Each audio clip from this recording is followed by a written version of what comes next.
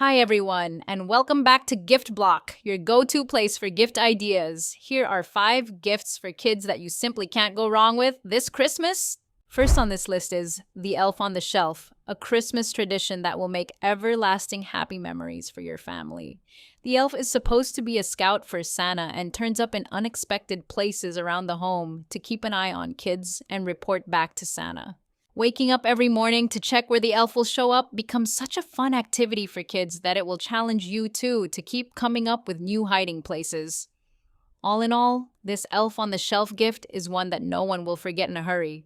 And there are 2 slight variations to this too, if you want to try something new. A 20th anniversary limited edition and an advent calendar with nearly 70 super cute props. Next on this list are Care Bears. There are so many different Care Bears, and you can buy one, you can buy a pack. They are sure to be loved.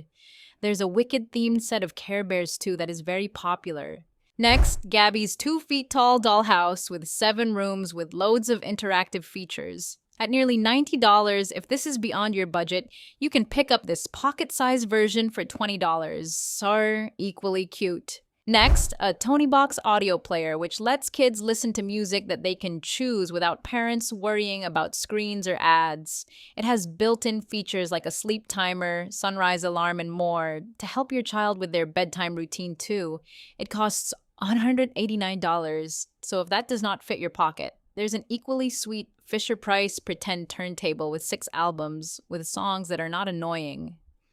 I know that's one thing most parents dread. An annoying song that your beloved child wants to play on loop. Last on this list is Exploding Kittens, a board game that the whole family can join in and play over lazy afternoons at home. Sure to be a super hit. That's it. If you found this video helpful, be sure to share and subscribe for more such gift ideas. Happy holidays and see you in the next one.